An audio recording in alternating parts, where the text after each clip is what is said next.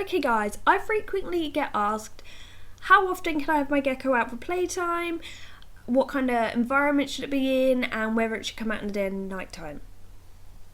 When I was younger and I was looking up information about leopard geckos when I first wanted them, one thing that concerned me was how am I going to handle this gecko, how am I going to take it from the breeder's house to my house without a heat source, because surely it always needs a heat source.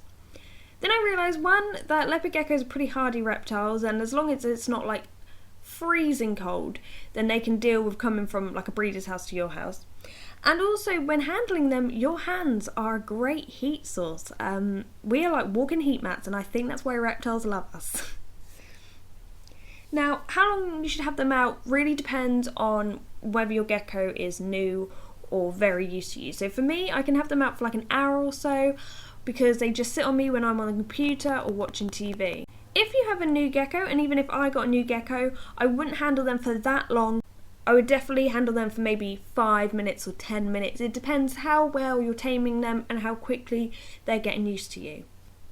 Now, the time of the day you should be getting your geckos out is in the evening and night time, and I know that's totally hypocritical of me because I have Diego out here.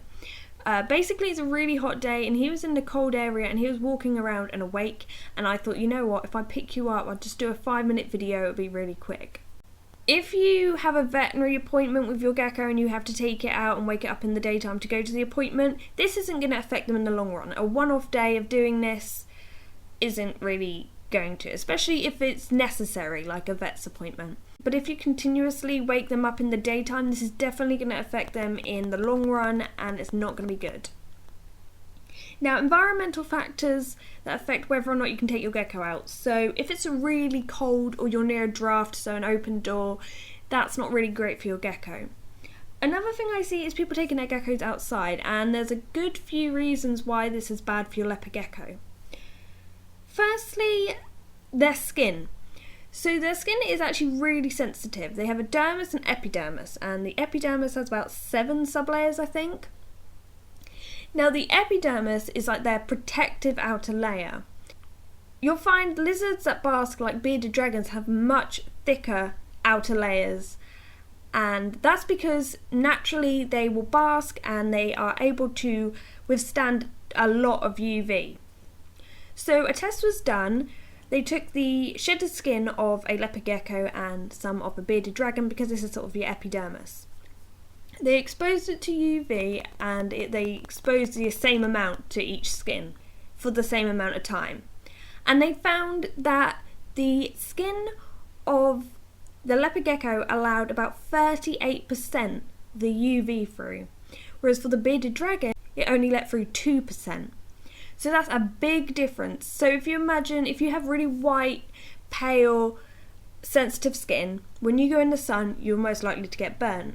If you have quite dark skin, you're definitely less likely to get burnt, as the sun can't transmit through it as much and burn it. So even our UV, we might not think it's too hot or too strong, it can be extremely strong for your leopard geckos. And that's one good reason not to take them outside.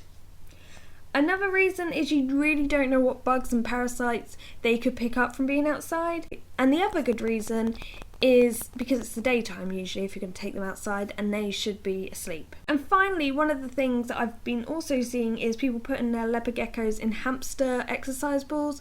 I really wouldn't recommend this because this puts a lot of pressure on their spine, which is not healthy for them. So that was my answer to that question.